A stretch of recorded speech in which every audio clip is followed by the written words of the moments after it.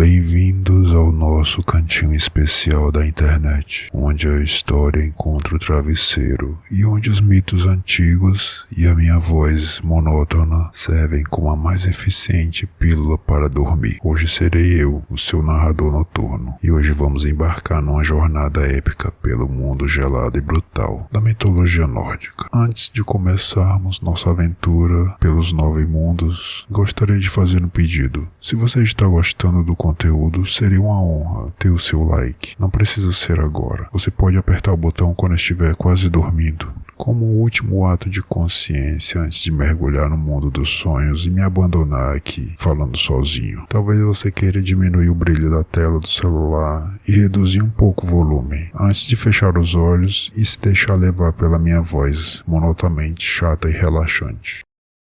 Prepare-se para a viagem no tempo. Vamos para a Escandinávia medieval, onde os vikings contavam essas histórias ao redor das fogueiras crepitantes, enquanto o vento gelado uivava lá fora como um cão faminto. Um lugar onde os deuses eram tão temperamentais quanto adolescentes em crise hormonal, e onde cada dia era uma luta épica entre o bem e o mal e a pura teimosia nórdica. Então, acomode-se confortavelmente, respire fundo e vamos começar nossa jornada pelos 9 mundos da cosmologia nórdica. Vamos começar com o mundo dos deuses e suas peculiaridades. Para entender a mitologia nórdica, primeiro precisamos conhecer a geografia cósmica deste universo. Imagine se você conseguir uma árvore gigantesca, não uma árvore qualquer, mas uma árvore tão grande que faria as sequoias da Califórnia parecerem brotos de feijão. Esta é Yggdrasil, a árvore do mundo, que conecta 9 mundos diferentes. É basicamente o sistema de transporte público mais eficiente já concebido, se ignorarmos o fato de que ocasionalmente dragões tentam roer suas raízes. Os 9 mundos incluem Asgard, onde vivem os deuses, que é essencialmente um condomínio fechado de luxo com vista para o cosmos. Midgard, onde nós, humanos, vivemos nossas vidas medíocres. E Jotunheim, onde habitam os gigantes, que são basicamente os vizinhos barulhentos que os deuses preferiam evitar, mas que sempre apareciam sem avisar. Agora vamos conhecer nosso protagonista principal, Loki, o deus que prova que até divindades podem ser extremamente problemáticas. Loki não é exatamente um vilão, nem exatamente um herói. Ele é mais como aquele amigo que você sempre arranja confusão junto com ele, mas que também sempre aparece com uma solução criativa, geralmente envolvendo mais confusão.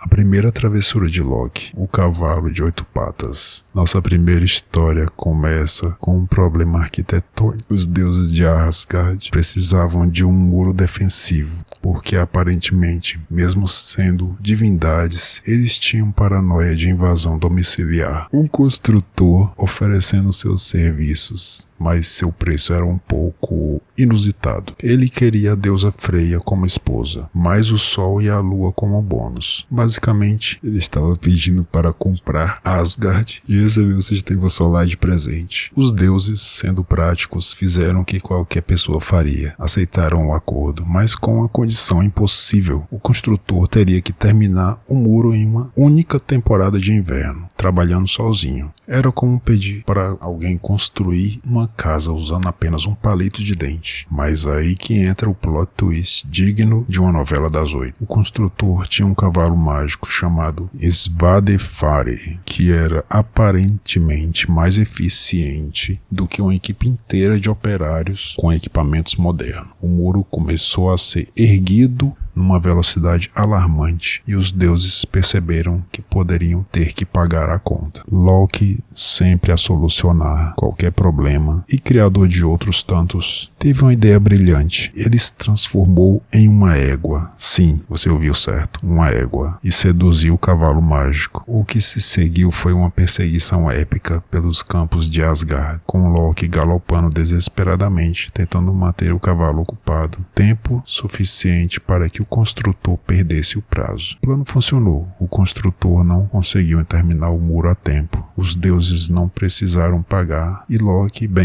voltou 8 meses depois com um potro de 8 patas chamado Sleipnir, que se tornou o cavalo de Odin. Não pergunte como. Algumas coisas da mitologia nórdica são melhor deixadas para a imaginação. Esta história nos ensina uma lição valiosa. Sempre leia as letras miúdas de um contrato, especialmente se você é um deus e o outro contratante tem um cavalo mágico. Thor e seus problemas de raiva. Agora vamos falar sobre Thor, o deus do trovão, que é basicamente o Hulk da mitologia nórdica, mas com um martelo mágico e uma barba ruiva impressionante. Thor é filho de Odin e é conhecido por sua força descomunal, seu temperamento explosivo e sua habilidade única de resolver praticamente qualquer problema usando a força bruta. Certa vez Thor decidiu que precisava de uma aventura, porque aparentemente ser um deus do trovão com um martelo que nunca erra o alvo não era excitante o suficiente. Ele decidiu visitar Jotunheim, terra dos gigantes, acompanhado por Loki, porque toda boa aventura precisa de alguém para complicar as coisas. A viagem começou mal, quando eles tiveram que passar a noite numa cabana estranha no meio da floresta. Durante a noite, a cabana começou a tremer violentamente, como se estivesse passando por um terremoto. Thor, sendo Thor, assumiu que estava sendo atacado e passou a noite inteira acordado, segurando seu martelo Mjolnir, pronto para enfrentar qualquer inimigo. Quando amanheceu, eles descobriram que a cabana era na verdade a luva de um gigante chamado Skrimir, que estava dormindo tranquilamente a poucos metros de distância. Imagine a cara de Thor quando percebeu que passou a noite toda numa luva gigante. É como descobrir que você dormiu dentro de um sapato. Skrimir acordou e se ofereceu para acompanhá-los em sua jornada. Durante o dia, ele carregou todas as provisões dos viajantes numa mochila gigante, amarrada com nós que nem Thor. Com toda a sua força divina, conseguiu desatar na hora do almoço. Eles passaram o dia inteiro com fome, olhando para a comida que estava a poucos metros de distância, mas completamente inacessível. À noite, Skrimir começou a roncar, mas não era um ronco comum. Era um ronco tão alto que fazia as árvores balançarem e os pássaros caírem dos galhos. Thor, já irritado pela fome e pelo cansaço, decidiu que era hora de tomar uma atitude. Ele pegou seu martelo e acertou Skrimir bem na testa. Skrimir acordou casualmente e perguntou: "Uma folha caiu na minha cabeça?" Thor ficou perplexo. Ele havia acertado um golpe que poderia destruir montanhas, e o gigante achou que era uma folha. Tentou novamente 2 vezes durante a noite, com golpes cada vez mais poderosos. Na segunda tentativa, Skrimir comentou: "Acho que um passarinho deixou cair algo no meu rosto." Na terceira, ele disse: "Deve ter sido uma acorne que caiu do galho." O que é acorne? Quando finalmente chegaram ao país dos gigantes, Thor descobriu que Skrimir era apenas um dos gigantes menores. O rei dos gigantes propôs uma série de competições para testar as habilidades dos visitantes. Thor aceitou, confiante em suas habilidades. A primeira competição era uma disputa de comida. O companheiro de Thor, Loki, teve que comer contra um gigante. Loki perdeu miseravelmente.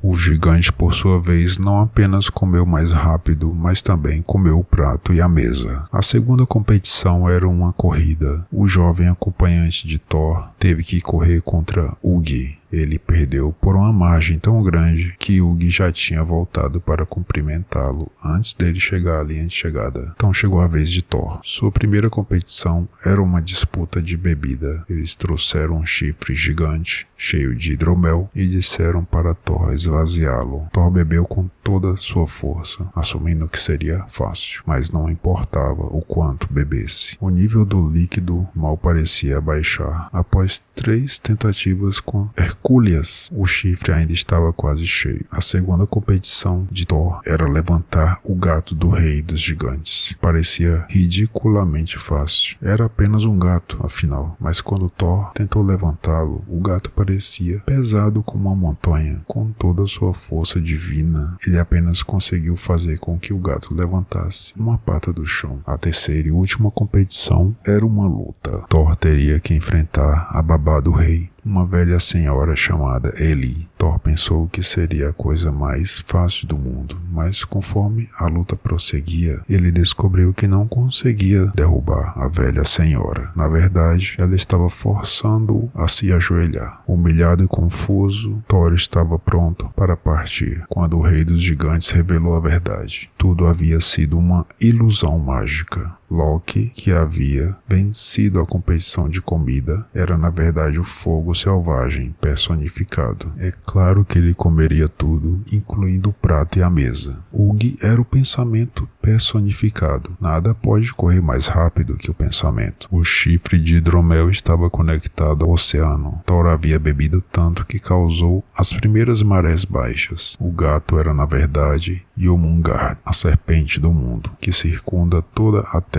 O fato de Thor ter conseguido levantar uma de suas patas foi considerado um feito impossível. E Eli, a velha senhora, era a própria velhice personificada. Ninguém, nem mesmo um deus, pode derrotar o tempo. Thor ficou impressionado e irritado ao mesmo tempo. Ele havia se saído melhor do que qualquer mortal poderia, mas ainda assim havia perdido todas as competições. É como descobrir que você tirou a nota mais alta possível numa prova, mas a prova era impossível de ser completada. Esta história nos mostra que até mesmo os deuses têm suas limitações e que às vezes as maiores vitórias vêm disfarçadas de derrotas. Também nos ensina que os gigantes nórdicos eram mestres em psicologia, usando truques mentais que fariam os melhores ilusionistas modernos ficarem com inveja.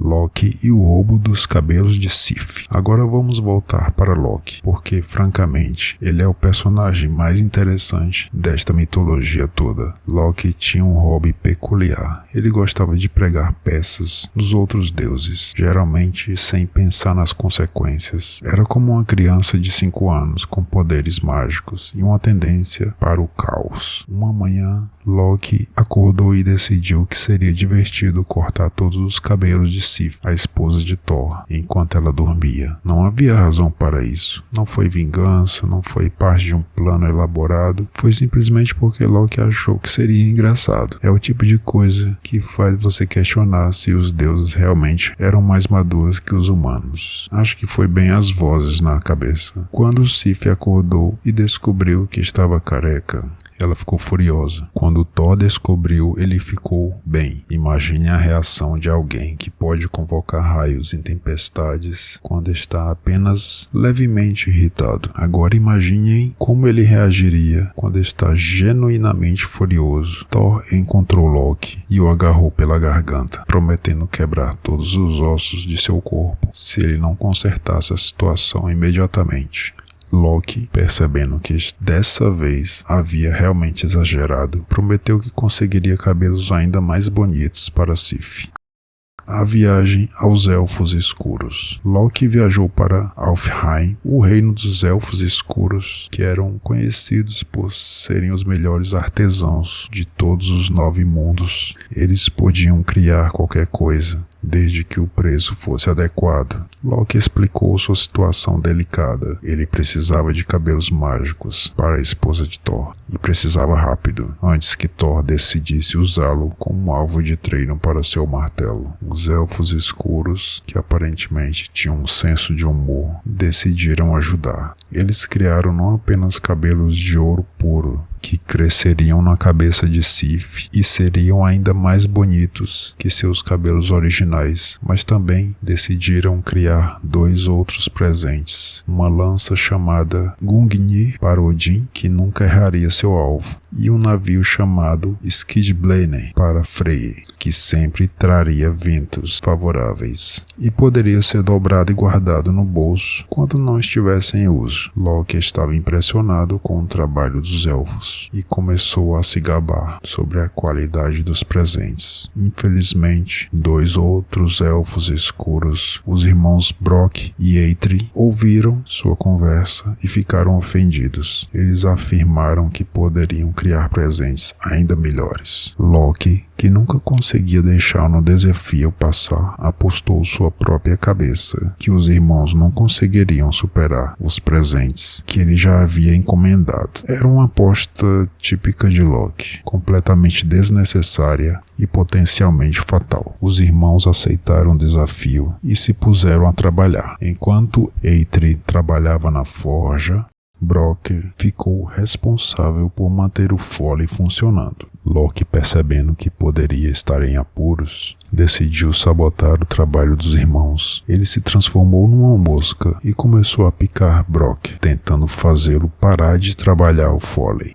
Primeiro, eles criaram um javali com cerdas de ouro para Freyr. Loki, mosca, picou a mão de Brock, mas ele continuou trabalhando. O javali ficou perfeito, capaz de correr pelo ar e pela água mais rápido que qualquer cavalo. Depois eles criaram um anel de ouro para Odin. Loki Mosca picou o pescoço de Brock, mas ele ainda continuou trabalhando. O anel ficou perfeito, capaz de criar 8 anéis idênticos a cada 9ª noite. Finalmente, eles começaram a trabalhar no martelo para Thor. Loki Mosca, desesperado, picou Brock bem na pálpebra, fazendo sangue escorrer em seus olhos. Por um momento, Brock parou de trabalhar o Foley para limpar o sangue. Esse momento foi suficiente para afetar o martelo. O cabo ficou um pouco mais curto do que deveria. Mesmo assim, o martelo Mjolnir se tornou a arma mais poderosa já criada. Ele nunca erraria seu alvo. Sempre retornaria à mão de Thor após ser arremessado e poderia destruir qualquer coisa que atingisse. Quando os deuses julgaram os presentes, eles decidiram que o martelo era o melhor de todos, porque seria mais útil na guerra contra os gigantes. Brock e Eitri venceram a aposta e Loki devia sua cabeça.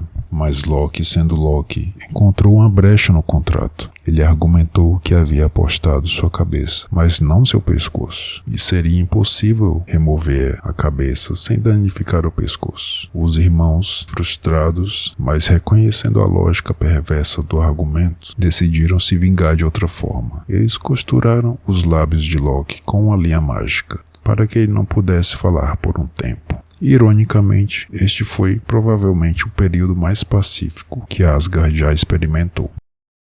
Odin em sua busca obsessiva por conhecimento. Agora vamos falar sobre Odin, o pai de todos os deuses, que tinha uma obsessão doentia por conhecimento. Odin era como aquele professor universitário que lê 15 livros por semana e ainda acha que não sabe o suficiente. Ele estava constantemente em busca de mais sabedoria, mais informações, mais segredos do universo. Odin tinha 2 corvos, Hugin e Muni, que é pensamento e memória, que voavam pelo mundo todos os dias e voltavam para contar tudo o que haviam visto e ouvido. Era basicamente o primeiro sistema de vigilância global operado por pássaros inteligentes. Ele também tinha 2 lobos, Geri e Freki, que o acompanhavam em suas aventuras. Vamos falar sobre o sacrifício de Odin pela sabedoria. A história mais famosa sobre a busca de Odin por conhecimento é ao mesmo tempo heróica e completamente insana. Odin ouviu falar sobre o Poço de Mimi, uma fonte de sabedoria infinita localizada próxima a uma das raízes de Yggdrasil. Mimi, o guardião do poço, era conhecido por sua sabedoria incomparável, mas também por seu preço alto. Quando Odin chegou ao poço e pediu para beber de suas águas, Mimi disse que o preço seria um de seus olhos. Não uma moeda de ouro, não um favor futuro, mas literalmente um dos olhos de Odin. Era como se alguém pedisse para você pagar por um livro com um dos seus rins. Odin, sendo Odin, não hesitou nem por um segundo. Arrancou seu próprio olho e o jogou no poço. Mimi, impressionado com a determinação de Odin, permitiu que ele bebesse das águas da sabedoria. Mas a busca de Odin por conhecimento não parou por aí. Ele também ouviu falar sobre as runas, símbolos mágicos que continham segredos poderosos. O problema era que as runas estavam localizadas nas raízes de Yggdrasil e a única maneira de alcançá-las era através de extremo sofrimento. Odin decidiu se enforcar na própria Yggdrasil por 9 dias e 9 noites, sem comida ou água, perfurado por sua própria lança. Era como uma versão extremamente dramatizada de um retiro espiritual. Durante esse tempo, ele contemplou as runas até finalmente entender seus segredos. Quando Odin finalmente se cortou da árvore, ele havia ganhado não apenas o conhecimento das runas, mas também o poder de usá-las para magia, e se tornou o primeiro e mais poderoso praticante de magia rúnica. Esta história nos ensina que algumas pessoas levam o conceito de sem dor, sem ganho muito a sério. Também nos mostra que a busca por conhecimento pode ser literalmente viciante. Odin nunca parou de buscar mais sabedoria, mesmo depois de sacrificar tanto por ela. Odin também tinha uma vida amorosa complicada, o que é surpreendente considerando que ele era casado com Frigg e era tecnicamente o pai de família dos deuses. Mas Odin tinha uma tendência de se apaixonar por mulheres sábias e poderosas, especialmente se elas possuíam conhecimentos que ele queria. Uma das histórias mais famosas é sobre Gunnlod, uma giganta que guardava o hidromel da poesia. Este hidromel especial tinha sido criado a partir do sangue de Kvasir, o ser mais sábio já criado, e quem o bebesse se tornaria um poeta e sábio incomparável. Odin, naturalmente, decidiu que precisava desse hidromel. Ele se disfarçou como um trabalhador comum e conseguiu um emprego com Baugi, irmão de Suttungr, que era o pai de Gunnlod. Odin trabalhou como 9 homens durante todo o verão, fazendo o trabalho de uma equipe inteira. Quando chegou a hora de receber seu pagamento, Odin pediu apenas um gole do hidromel da poesia. Baugi levou-o até a montanha onde o hidromel estava guardado e tentou perfurar um buraco na rocha, mas o buraco não era profundo o suficiente. Odin, impaciente, se transformou numa serpente e rastejou através do pequeno buraco. Dentro da montanha, ele encontrou Gunnlod, que estava sozinha guardando o hidromel há anos. Odin seduziu-a e passou 3 noites com ela. Em troca, ela permitiu que ele bebesse 3 goles do hidromel, mas Odin, sendo Odin, trapaceou. Em cada gole, ele bebeu 1/3 inteiro de hidromel. Quando terminou, ele havia consumido todo o líquido precioso. Então, se transformou numa águia e voou para Asgard com Suttungr, que havia se transformado numa águia maior, perseguindo-o. Durante a fuga, Odin ocasionalmente cuspia um pouco do hidromel, e essas gotas se tornaram a fonte da inspiração poética para os humanos. É por isso que algumas pessoas são naturalmente poéticas. Elas foram tocadas pelas gotas de Odin, que ele perdeu durante sua fuga épica. Quando Odin chegou em Asgard, ele cuspiu hidromel em recipientes especiais, tornando-se assim o patrono de todos os poetas e sábios. Gunnlod, entretanto, ficou sozinha na montanha, traída e sem o tesouro que havia guardado por tanto tempo. Esta história nos ensina que até mesmo os deuses podem ser mentirosos, românticos, quando querem algo específico. Também nos mostra que a inspiração artística tem uma origem bastante questionável.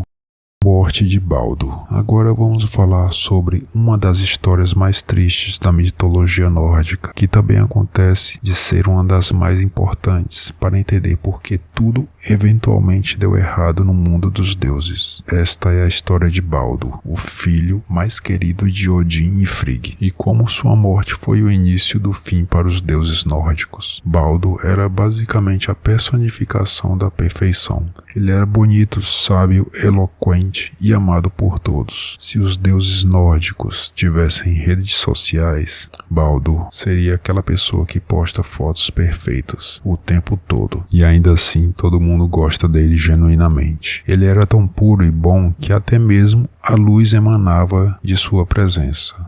Os pesadelos de Baldur. Tudo começou quando Baldur começou a ter pesadelos terríveis. Ele sonhava constantemente com sua própria morte, e esses sonhos eram tão vívidos e perturbadores que começaram a afetar sua vida diária. Era como ter ansiedade sobre um evento específico, exceto que o evento era sua própria morte, e os sonhos eram proféticos. Frigg, sua mãe, ficou desesperada. Decidiu que faria qualquer coisa para proteger seu filho. Então teve uma ideia que parecia bastante brilhante na época. Ela viajaria por todos os 9 mundos e faria com que cada ser vivo e não vivo jurasse nunca machucar Baldur. Frigg foi incrivelmente meticulosa. Visitou todos os animais, todas as plantas, pedras, todos os metais, elementos e até mesmo todas as doenças. Cada um deles jurou solenemente nunca causar dano a Baldur. Era como criar uma bolha de proteção mágica ao redor do seu filho. Quando Frigg terminou sua missão, Baldur se tornou efetivamente invulnerável. Os deuses ficaram tão fascinados com isso que criaram um novo esporte. Eles se reuniam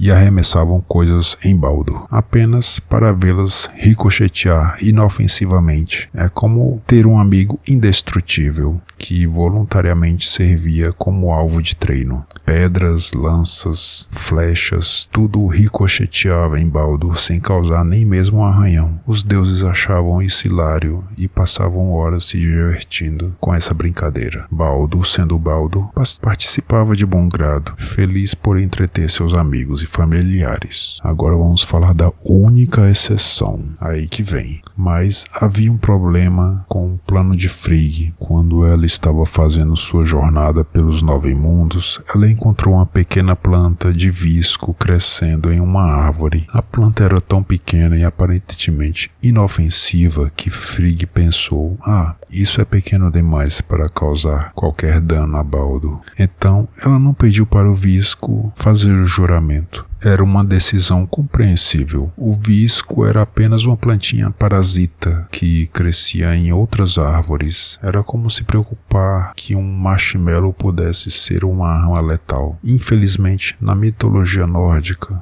os detalhes aparentemente insignificantes sempre voltam para assombrar você. Loki, que estava observando as brincadeiras dos deuses com Baldur, começou a ficar irritado. Não porque ele odiasse Baldur, na verdade, ele até gostava dele, mas Loki tinha uma aversão natural à felicidade e harmonia. Ele era como aquela pessoa que não consegue deixar as coisas em paz quando estão indo bem demais. Loki decidiu investigar como Baldur havia se tornado invulnerável. Ele se disfarçou como uma velha senhora e visitou Frigg, fingindo ser apenas uma curiosa que queria saber sobre o filho maravilhoso dela. Frigg, orgulhosa de seu trabalho, contou tudo sobre como havia feito cada coisa no universo jurar proteger Baldur. Mas quando Loki, velha senhora, perguntou casualmente se realmente tudo havia feito o juramento, Frigg mencionou negligentemente que havia uma pequena planta de visco que ela não havia se preocupado em incluir. Aí vem a tragédia. Loki imediatamente foi procurar essa planta de visco. Quando a encontrou, ele a cortou cuidadosamente e a transformou numa lança afiada. Então ele voltou para onde os deuses estavam brincando de atirar coisas em Baldur. Hoder, o irmão cego de Baldur, estava parado de lado, não participando da brincadeira. Loki se aproximou dele e disse casualmente: "Por que você não está participando da diversão?" Hoder explicou que não podia ver onde Baldur estava, então não podia participar do jogo. Loki, com falsa gentileza, ofereceu-se para ajudar. Ele colocou a lança de visco na mão de Hoder e o ajudou a mirar em Baldur. "Agora atire", disse Loki. "Eu vou guiar sua mão." Hoder arremessou a lança de visco. Ela voou pelo ar e atingiu Baldur diretamente no peito. E ao contrário de todas as outras armas que haviam sido atiradas nele, a lança de visco perfurou sua pele. atravessou seu coração e Baldur caiu morto instantaneamente. O silêncio que se seguiu foi ensurdecedor. Todos os deuses ficaram parados em choque total. Hoder não conseguia entender o que havia acontecido. Os outros deuses não conseguiam acreditar no que haviam visto. E Loki provavelmente estava se perguntando se havia ido longe demais dessa vez. A morte de Baldur foi um golpe devastador para todos os deuses, mas especialmente para Odin e Frigg. Eles sabiam que precisavam fazer alguma coisa, mas estavam presos numa situação impossível. Hoder havia tecnicamente matado Baldur, mas ele havia sido manipulado por Loki. Era como tentar decidir quem culpar quando alguém é usado como arma por outra pessoa. Odin, sendo pragmático em sua dor, decidiu que precisava de outro filho para vingar Baldur, porque aparentemente a solução para ter um filho morto era ter outro filho, especificamente para matar o assassino. A lógica divina às vezes é questionável. Odin seduziu Hrimthur e ela deu à luz Vali, que cresceu até a idade adulta em apenas um dia. Os deuses não tinham tempo para esperar os processos naturais de crescimento. Vali imediatamente matou Hoder, cumprindo a vingança tradicional. Era justiça, tecnicamente, mas deixava um gosto amargo na boca de todos os envolvidos. A tentativa de resgate. Frigg, entretanto, não estava satisfeita apenas com vingança. Ela queria seu filho de volta.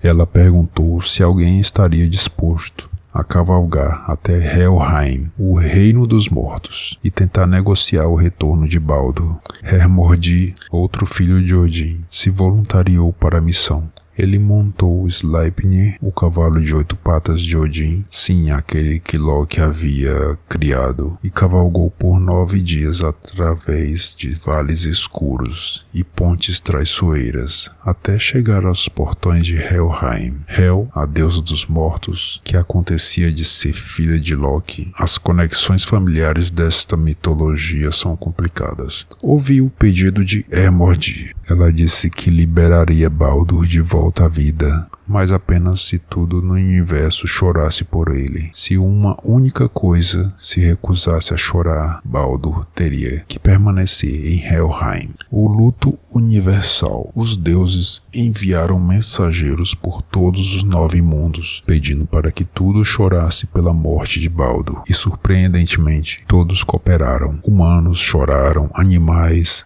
plantas, até mesmo as pedras e os metais choraram. Era como se todo o universo estivesse participando de uma sessão de terapia coletiva. Parecia que o plano funcionaria, até que os mensageiros chegaram a uma pequena caverna, onde encontraram uma velha giganta chamada Tok. Quando pediram para ela chorar por Baldur, ela se recusou categoricamente. Deixe Hel guardar o que ela tem, disse Tok, grosseiramente. Baldur nunca me deu alegria em vida, então por que eu choraria por ele na morte? E assim, por causa de uma giganta teimosa na caverna, Baldur teve que permanecer morto. Mas aqui está o detalhe interessante. Muitos suspeitos que Tok era na verdade Loki disfarçado mais uma vez. Ele havia causado a morte de Baldur e agora estava impedindo seu retorno. Era o crime perfeito, executado pela pessoa mais imperfeita possível. As consequências da travessura final de Loki.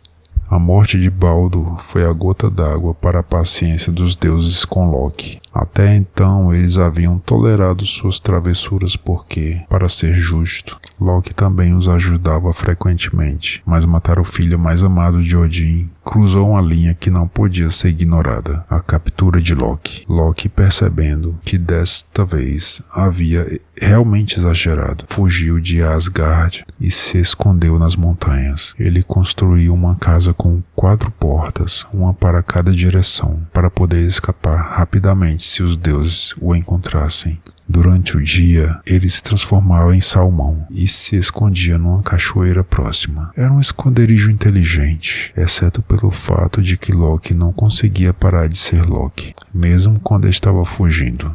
Uma noite, enquanto estava sentado em sua casa, ele começou a se perguntar como os deuses poderiam pegá-lo se eles realmente tentassem. Então, numa demonstração épica de falta de autocontrole, Loki inventou a primeira rede de pesca. Ele teceu fios juntos num padrão que poderia capturar peixes, incluindo salmões como ele mesmo se tornava. Era como um criminoso fugitivo inventando as algemas que eventualmente seriam usadas para prendê-lo. Quando Loki ouviu os deuses se aproximando, ele queimou rapidamente a rede e se transformou num salmão mergulhando na cachoeira. Mas os deuses encontraram as cinzas da rede e, sendo inteligentes, reconstruíram o design. Odin pôde ver o que qualquer objeto havia sido apenas olhando para suas cinzas, uma habilidade conveniente para as investigações. Os deuses fizeram uma rede idêntica e a usaram para pescar na cachoeira.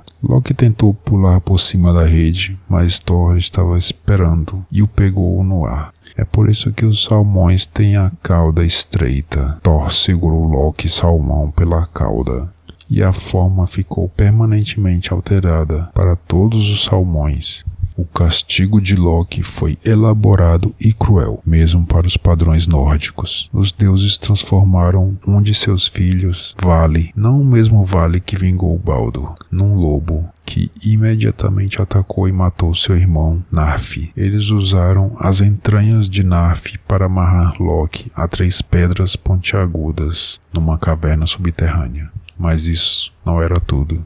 Skadi, uma giganta que tinha suas próprias razões para odiar Loki, pendurou uma serpente venenosa acima de sua cabeça. O veneno gotejava constantemente no rosto de Loki, causando dor agonizante. Sigyn, a leal esposa de Loki, ficou ao seu lado segurando uma tigela para coletar o veneno, mas quando a tigela enchia e ela precisava sair para esvaziá-la, o veneno caía no rosto de Loki, fazendo-o se contorcer de dor. Essas convulsões eram tão violentas que causavam terremotos no mundo dos humanos. Era um castigo que exemplificava perfeitamente a mentalidade nórdica, criativo, brutal e com consequências duradouras para pessoas inocentes. Loki permaneceria preso até o Ragnarok, o fim do mundo, e quando esse dia chegasse, ele se libertaria e lideraria as forças do caos contra os deuses. A morte de Baldur não foi apenas uma tragédia, foi o primeiro dominó numa sequência que levaria à destruição de tudo.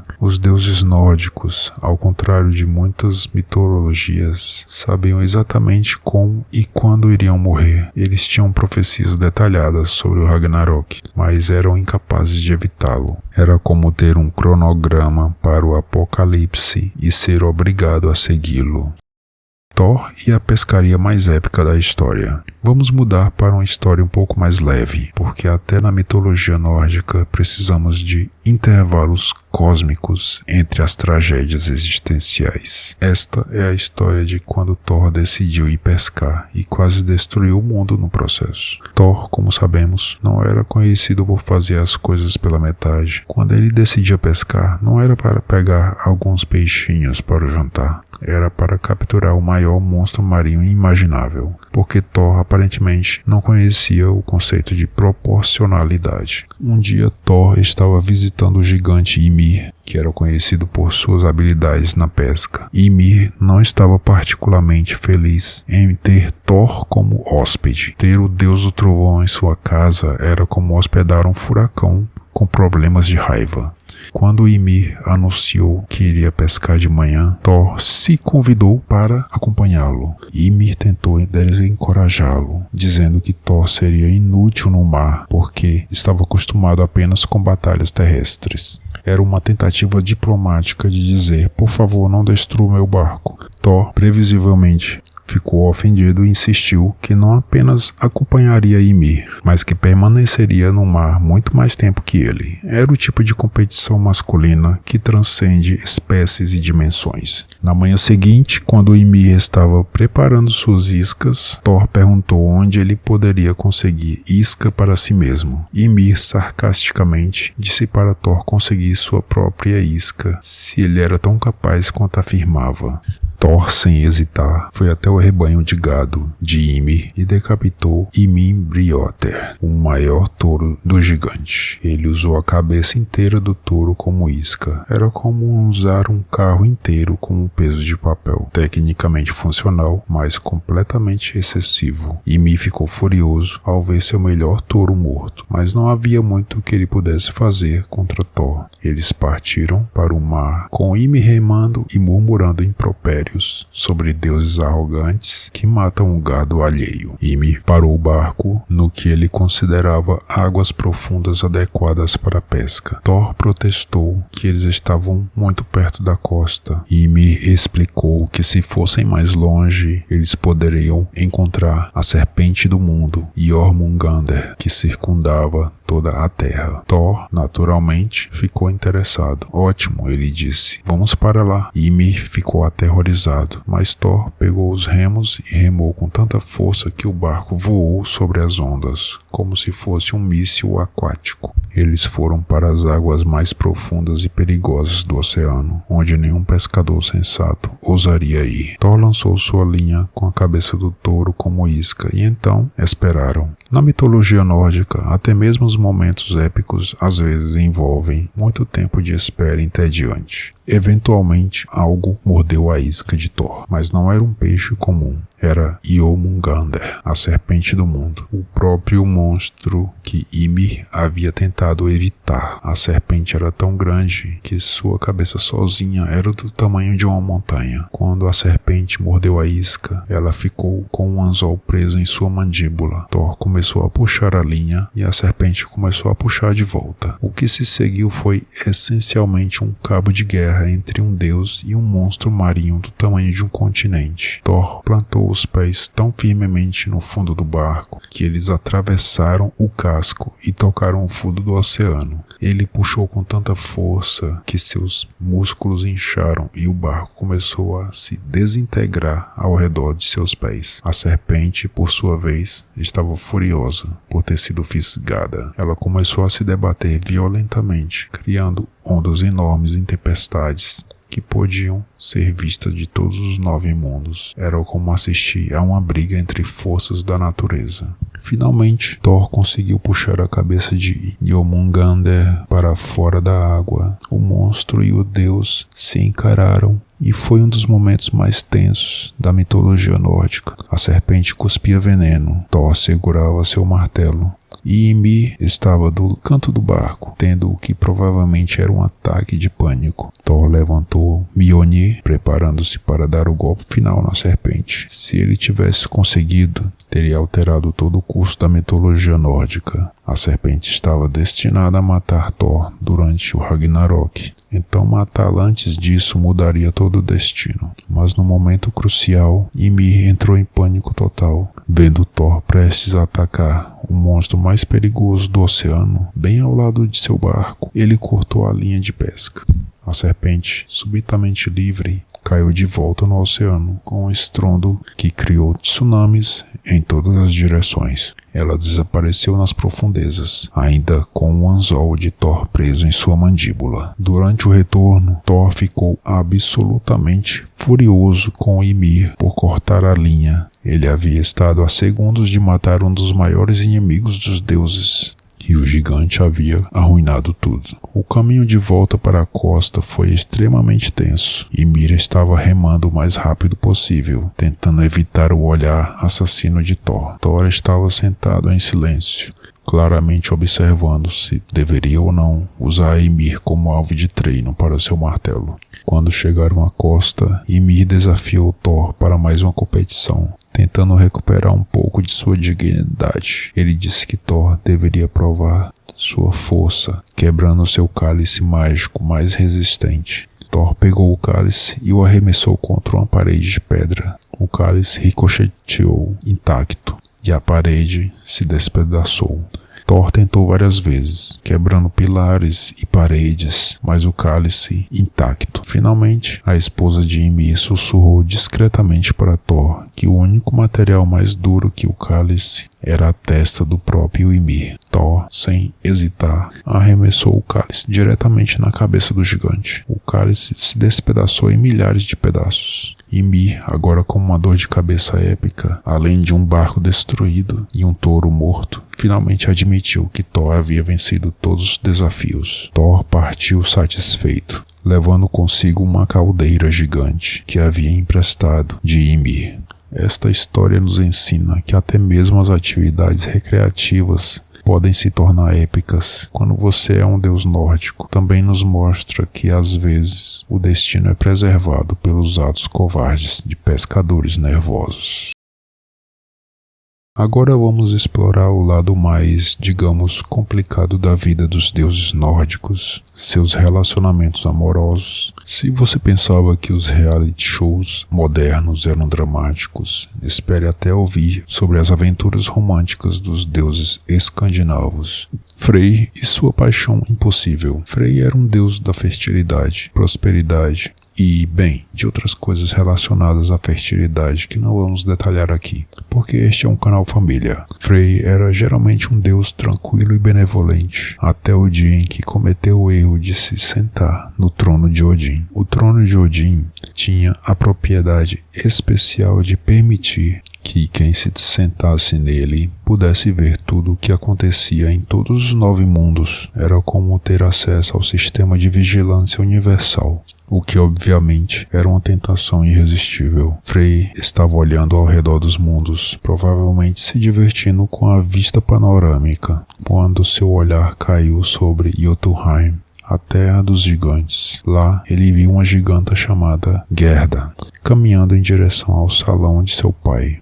Quando ela levantou os braços para abrir as portas, a luz refletiu em sua pele de maneira tão bela que iluminou toda a terra e o mar. Frey se apaixonou instantaneamente. Não foi uma paixonite, foi amor à primeira vista, tão intenso que ele literalmente ficou doente de desejo. Ele parou de comer, parou de dormir e basicamente passou a existir num estado de melancolia romântica que faria os poetas do século XIX ficarem com inveja. Niodir, pai de Frey, ficou preocupado com o comportamento estranho de seu filho e enviou Skirnir, o servo leal de Frey, para descobrir o que estava acontecendo. Quando Skirnir descobriu a causa da melancolia de Frey, ele se ofereceu para ir a Jotunheim e pedir Gerda em casamento. Mas havia um problema. Gerda era uma giganta, e os gigantes e deuses não eram exatamente amigos. Era como pedir para alguém pedir a mão de uma pessoa em casamento para uma família que estava numa guerra de gerações com a sua. Frey, desesperado, concordou a dar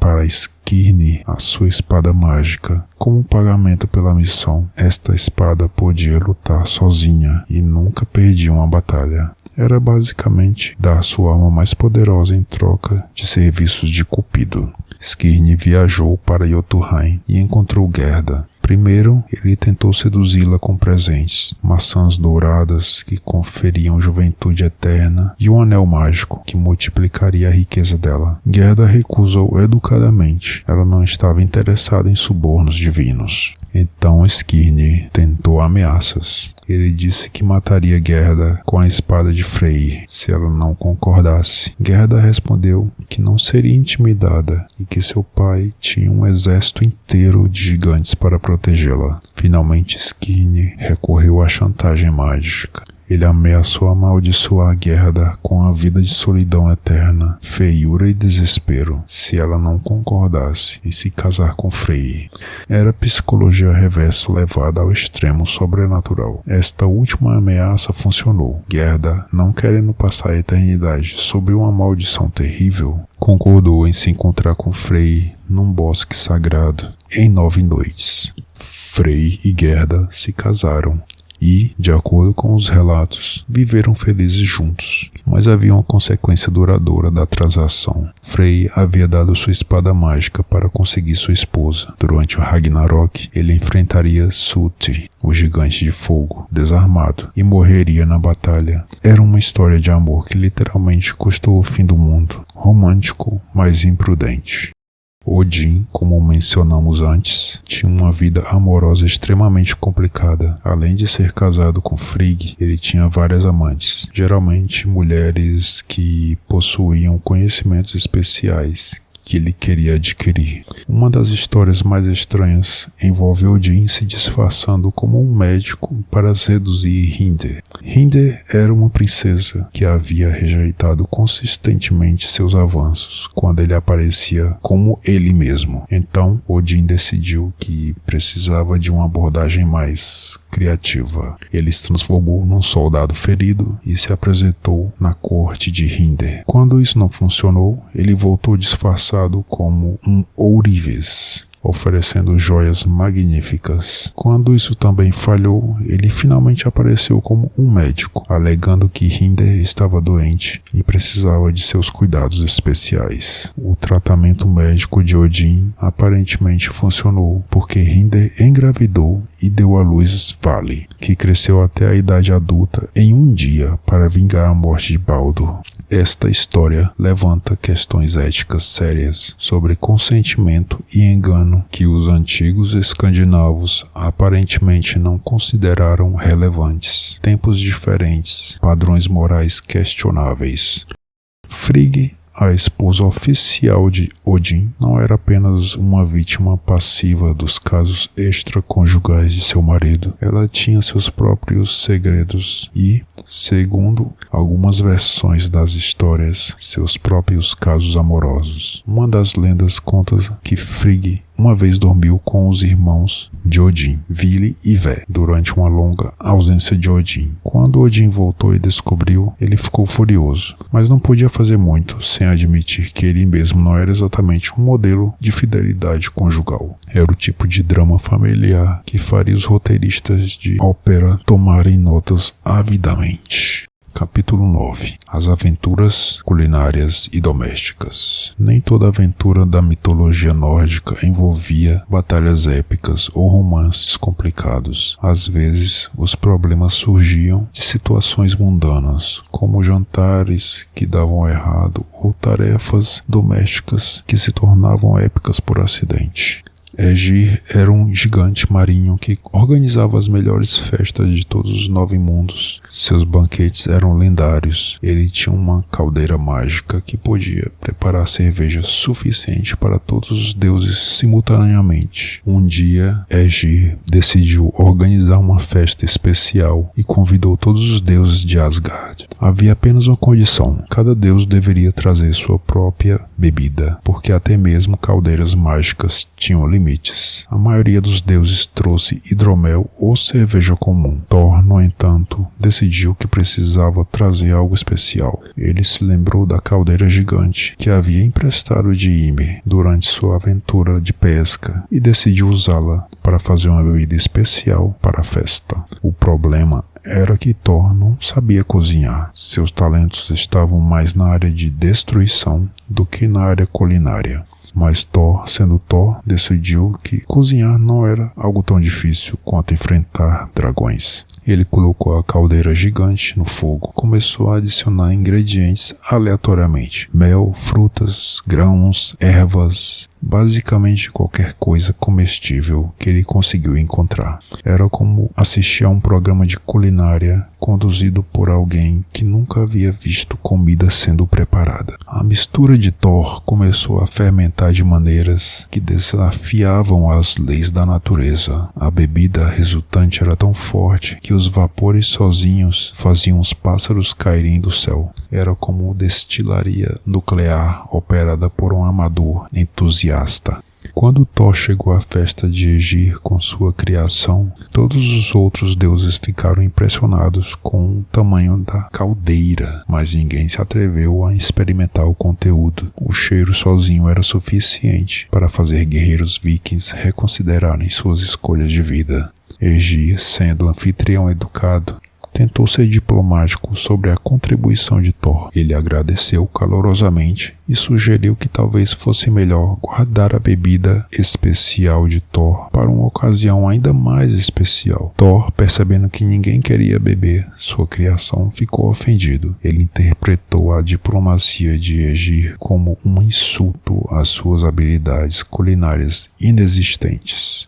O que começou como uma festa tranquila rapidamente se degenerou numa discussão sobre quem eram os melhores anfitriões, os melhores cozinheiros e quem tinha mais direito de se sentir ofendido. Era como assistir a uma discussão familiar no dia de ação de graças, mas com mais poder divino envolvido. Loki, que nunca perdia uma oportunidade de piorar uma situação já tensa, começou a insultar todos os presentes, um por um. Ele acusou os deuses de hipocrisia, covardia e várias outras falhas de caráter. Era como ter aquele parente que sempre causa confusões nas reuniões familiares, mas com capacidade para destruição literal.